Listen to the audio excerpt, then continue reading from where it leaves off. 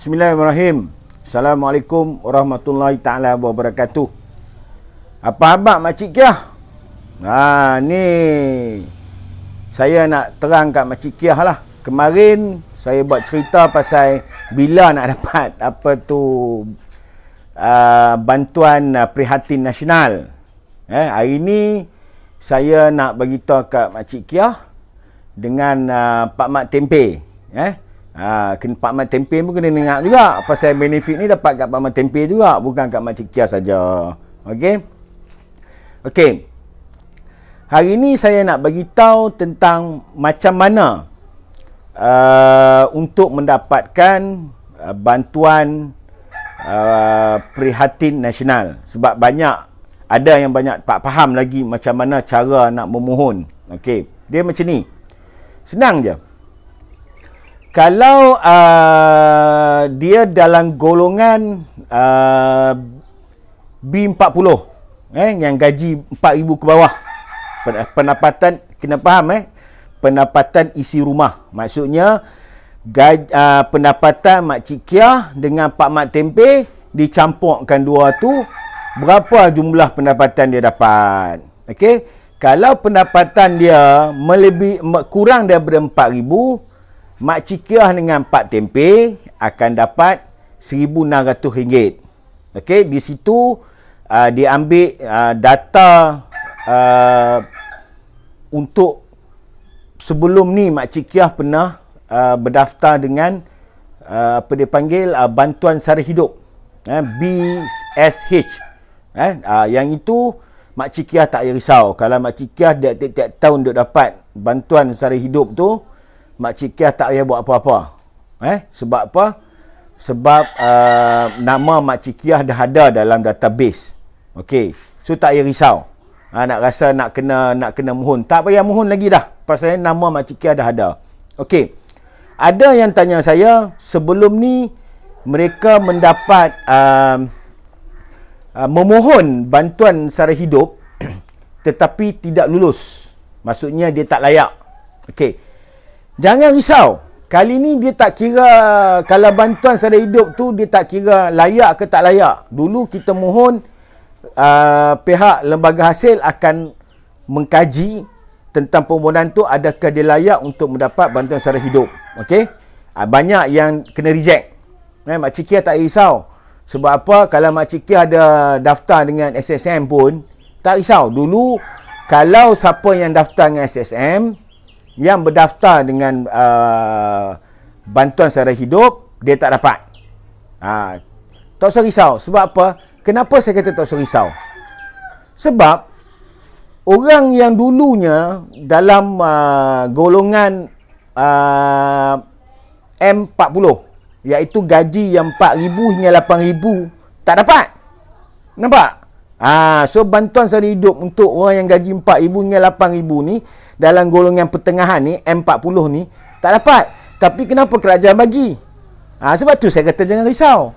So maknanya kalau siapa yang gagal sebelum ini mendapatkan bantuan sara hidup pada tahun lepas, maksudnya tahun ni dia tak payah risau. Dia mesti akan dapat. Itu saya nak abang bagi tahu kat Makcik Kiah supaya jangan risau. Yang Pak Mat Tempe pun kena tolong bagilah tahu kat Makcik Kiah ni kalau Pak Mat Tempe dengar. So jangan risau. So BSH, iaitu bantuan sara hidup, macam mana pun dia akan dapat. Walaupun dia sebelum ni ada daftar dengan SSM, tapi SSM tu dia tak meniaga. Dia daftar tapi tak meniaga. Tapi dulu kalau ada siapa saja ada berdaftar menubuh syarikat dengan Suruhanjaya Syarikat Malaysia, iaitu SSM, mereka ni semua tak dapat. Kalau Makcik Kiah mungkinlah terlupa kot, dia daftar dengan SSM tapi tak meniaga, tiba-tiba memohon bantuan sara hidup, memang tak dapat lah. Tapi kali ni Makcik Kiah tak usah risau. Sebab orang yang gaji lebih pada 4,000 pun boleh dapat. So di situ saya nak bagi penjelasan supaya Makcik Kiah dengan Pak Mat Tempe jangan risau pasal bab tentang bantuan prihatin nasional. Golongan B40, database yang digunakan adalah daripada bantuan sara hidup sebelum ini yang didaftarkan kepada lembaga hasil dalam negeri. Okey. Dan kepada kumpulan M40 pula, mereka ni tak perlu risau juga sebab setiap tahun golongan ini membuat tafsiran cukai. Okey.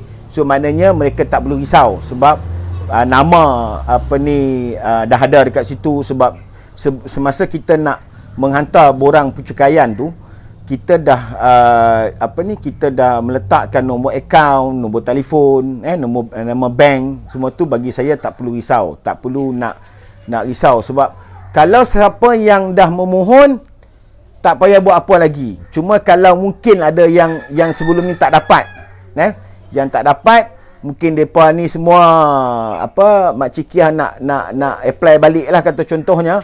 Mungkin makcik Kiah sebelum ni gagal ke apa nak buat kemas kini, itu boleh. Tetapi sekiranya kumpulan yang B40 ni, depa ni masih lagi perlu kena tengok.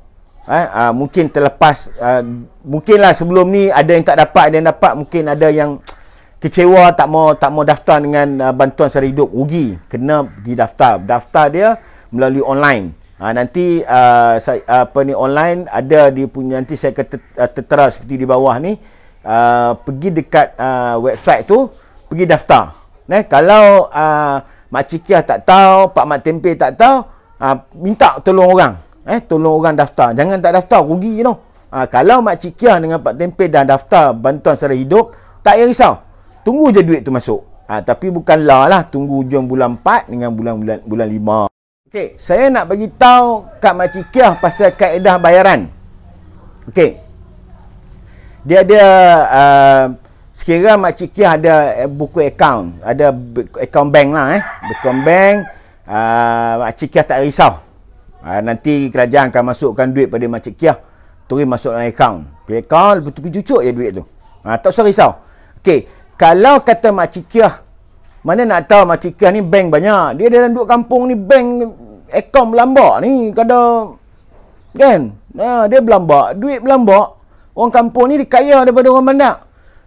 Katalah gagal dia masukkan dalam duit dalam akaun tu. Kata contoh akaun tu mungkin makcik Kiah tersilap bagi nombor akaun lah contoh.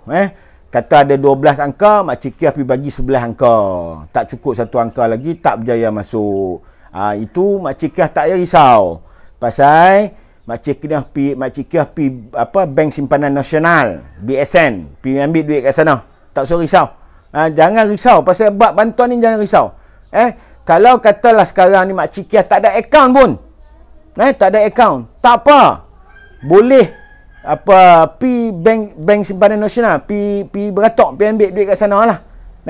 So saya cadangkanlah kalau kata ada buku akaun tu, bagilah, senang untuk makcik Kiah, tak payah pergi beratok kat BSN. Susah nak pergi beratok ramai-ramai nak pergi ambil duit tu, buat apa kan? Kalau boleh makcik Kiah ada nombor akaun, minta lah Pak Mat Tempe ke, anak Pak Mat Tempe ke, jiran ke, saudara ke, siapa-siapa yang boleh tolonglah submitkan akaun number tu dalam sistem bantuan sara hidup. Sebab golongan B40 akan dilihat ataupun dipantau melalui database bantuan sara hidup. Itu kena faham kalau tak ada nombor akaun ni payah sikit lah. Cik makcik Kiah dengan Pak Mat Tempe nak kena beratok panjang, kesian dia pun tua-tua nak pergi macam mana nak pergi beratok nak. So minta tolong lah. Kita sama-sama rakyat ni kena tolong lah. Yang memerlukan, yang tak faham, tak tahu cara tu, pergi tolong. Bukan dapat pahala, tolong makcik Kiah dengan Pak Mat Tempe ni. Tolong kalau siapa yang faham tentang macam mana nak daftar tu, tolong pergi dekat portal bantuan sara hidup tu. Bagi kumpulan M40 yang gaji 4,000 hingga 8,000 ni, itu tak ada masalah besar lah. Seperti berbanding dengan makcik Kiah dengan Pak Mat Tempe.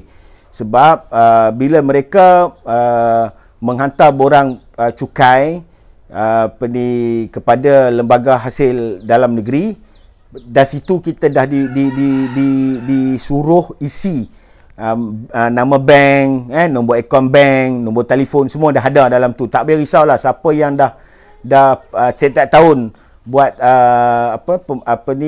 summit borang cukai tu, tak risaulah, yang itu tak ada masalah besar yang perlu saudara-saudari risaukan, pasal benda tu dah ada dalam sistem database pencukaian. Sebab tu tak boleh risau, sebab yang ini memang dah bukan berbanding pada bantuan sara hidup yang ada setengahnya tidak ada account bank. Pendapatan dia rendah daripada tu, mungkin golongan ni mendapat bantuan sara hidup tu daripada sistem kerajaan yang sebelum ni, yang setiap tahun dapat. Tapi kalau dari segi bantuan prihatin nasional ni, kali ni baru start mula kumpulan M40 yang kerajaan prihatin. Ini betul yang dikatakan bantuan prihatin ni, sebab golongan M40 ni selama ni telah dianaktirikan oleh kerajaan, tetapi kali ini kerajaan prihatin dia tubuhkanlah bantuan prihatin nasional. So kita ucap terima kasih pada kerajaan kerana memberikan sumbangan. Okey, dari segi bayaran tu saya rasa Mak Cika dah faham kot. Kemarin saya dah cerita, kalau kata kumpulan B40 di bawah pemantauan bantuan sara hidup, dia dapat 1,600. Kalau ujung April ni dia dapat 1,000, lepas tu dia dapat bulan Mei dia dapat lagi 600. Kalau kumpulan pertengahan iaitu M40 yang gaji 4,800 akan dapat 1,000 dan dibayar pada akhir April dan juga Mei. Itu clear lah kot. Yang tu kita dah tahu dah, saya dah cerita dah pasal tarikh-tarikh bila yang kerajaan akan bayar kepada penerima bantuan prihatin nasional. Saya rasa semua dah faham kot cara-cara bagaimana nak memohon bantuan prihatin nasional ni. So kalau ada pertanyaan, persoalan, boleh komen di bawah ni. Tanya, saya akan, insya-Allah saya akan jawab. Kalau yang mana yang sebelum ni ada yang tanya tak dapat bantuan sara hidup pun tak kisah, jangan takut, akan dapat. Sebab apa? Sebab orang yang gaji 4,000 hingga 8,000 yang golongan pertengahan M40 ni pun dah dapat. Takkanlah bantuan sara hidup yang sebelum ni tak dapat tahun ni, kali ni pula tak dapat kan. So itu jangan risau. Cuma kemaskinikan dalam database bantuan sara hidup tu supaya anda tidak ketinggalan untuk menerima bantuan daripada kerajaan, kerana anda layak untuk menerima. Kalau anda gagal dari segi untuk kemaskini database bantuan sara hidup, rugilah anda. So saya setakat mana yang mampu untuk saya bantu. Kalau ada remeh yang perlukan bantuan saya, insya-Allah saya boleh tolong. Dari segi khidmat nasihat ke, dari segi tenaga saya ke. Tapi janganlah ambil pula bantuan saya tu hak 1,000 tu. Itu saya pun nak share dengan bini saya, dengan anak saya kan. Janganlah kalau tak dapat minta kat saya pula 1,000 pun dia bagi pun kan. So sekarang ni itu setakat itu saja perkongsian saya tentang bantuan prihatin nasional. Saya rasa mungkin rakyat Malaysia dah faham, Mak Cikiah pun dah faham, Pak Mat Tempe pun dah faham.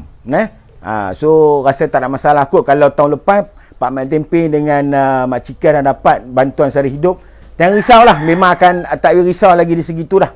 Sebab dia akan guna database yang bantuan tu, bantuan sara hidup tu. Kalau mereka yang setiap tahun buat menghantar borang penyata pendapatan tu, saya rasa pun juga tak ada masalah. Jangan risau, tak ada masalah. Sebab cumanya pastikan nombor akaun bank, nama bank tu betul. Itu saja. Sebab dia akan masuk melalui bank. Setakat itu saja perkongsian saya hari ini mengenai tentang bantuan prihatin nasional. Sekiranya ada apa-apa persoalan, bolehlah komen di bawah ni supaya dapat saya jawab ataupun saya boleh bantu. Okey, setakat itu saja. Assalamualaikum warahmatullahi taala wabarakatuh.